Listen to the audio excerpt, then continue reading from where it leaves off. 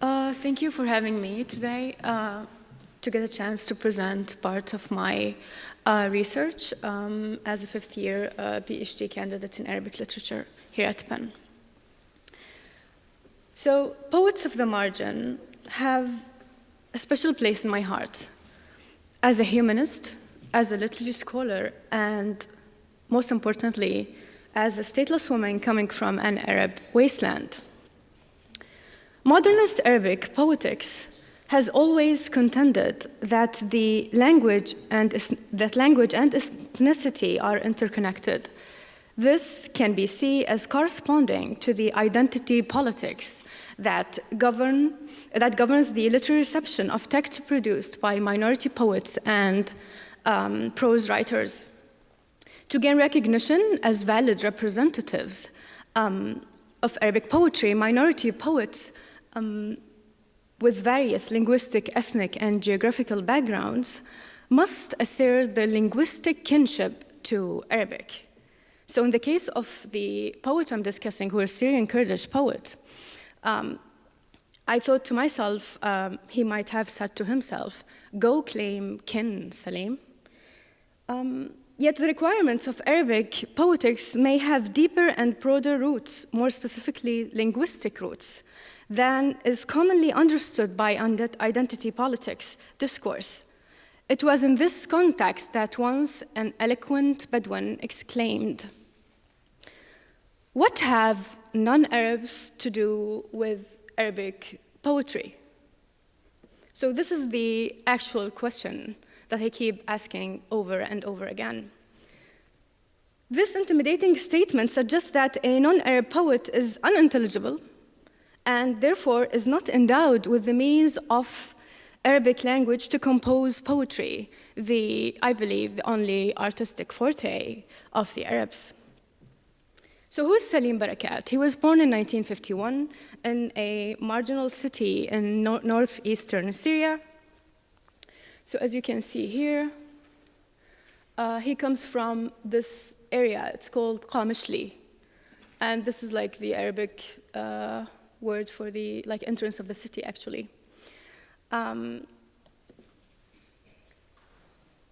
As a youth in Jazeera, which is the northeastern region in Syria, Barakat, actually this region is a systematically neglected region in Syria whose ethnic, linguistic, and cultural diversity was and is still is under state attack. Barakat feared imprisonment, for instance, for speaking Kurdish in public, which is his native language. For 2 decades, he has been a maktoum qaid. It's an Arabic term, which means not appearing in the records. Also could translate as stateless. He was rendered actually stateless due to his political activity. So this legal status actually echoes with the Soviet non-person. We can think of the Palestinian present absentee, and we also can think of the Kuwaiti stateless and other Gulf countries that most of them share having stateless people. So this is shared actually with tens of thousands of Kurds in Syria. What's fascinating about his biography actually is that he lived for 16 years under a pseudonym. He owned a South Yemeni passport, and after the Syrian authorities deprived him of his passport due to his, again, affiliation with the Palestinian Liberation Organization, he was living in Beirut, Lebanon. So the label of regional writers becomes a particularly acute deprecation in Arabic poetics, which conflate otherness with imperfection and see Barakat as an outsider. Barakat rises from plural exiles. First, he moved from Qamishli to Lebanon, to Beirut, and then to Cyprus. Then he moved to the last embodiment of his long life exile, Sweden. With the so he rises from these plural exiles, and with the defiant identity of a difficult poet who writes in difficult Arabic, drawing on extensive knowledge of its literary traditions, from criticism to mysticism, from the medieval to the modern. Serially homeless, Barakat makes Arabic his home and even reclaims the closed doors inhabited by deprecated poets and remodels to accommodate new aesthetics in Arabic poetry, which is mostly filled with figurative and anthropomorphic elements that challenge both traditional and modernist poetics. Ignored in his homeland, Barakat's international recognition extends from comparison to Latin America's magical realists to residencies and awards from Sweden and France. Barakat's language and the thought that it enacts is resistant to translation. His modernist approach to language is both alienating and abstract, as it stems from a rich classical repertoire called in Arabic Gharib literature. Gharib means stranger or foreigner. To translate it more literally here, we can say linguistic obscurities literature in Arabic, and the rare and wild vocabulary in the Arabic tradition.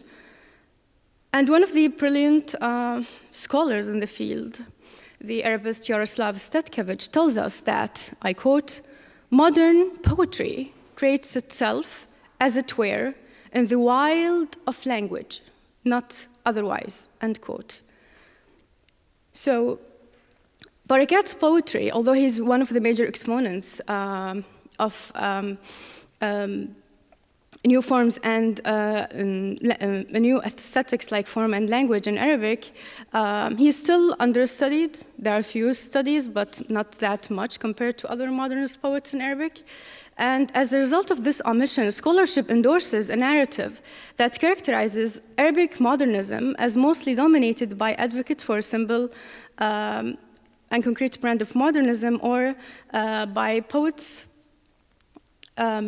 who reject Arabic literary tradition and cultural legacy. To give you, for instance, an example for the rejection of this poet,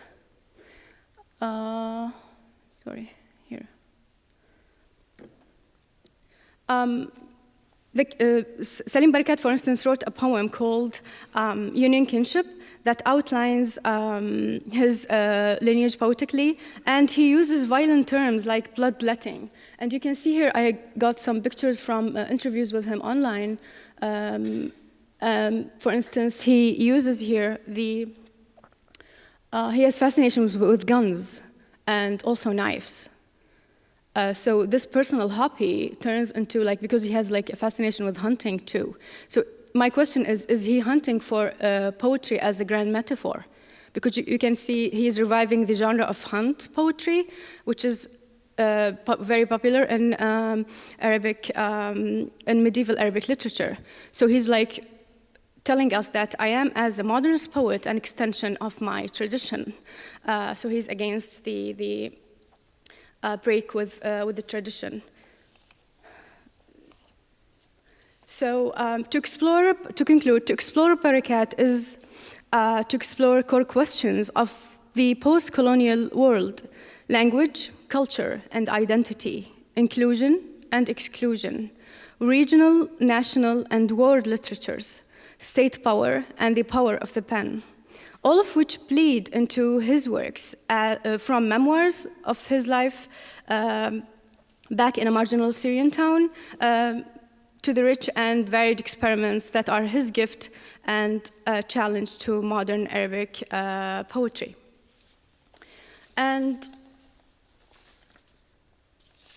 yeah, just one more point. To go back to the first question I asked here, what have non-Arabs to do with Arabic poetry? There's a famous modernist poet who is represents the concrete and a simple brand of modernism, as opposed to Barakat, who represents a difficult brand of modernism, he once wrote this poem, and Mamdouh Udwan said, "Who is this boy of the Jazeera?" So this reminds me of the question that already was presented in the biographical accounts in medieval times. Thank you.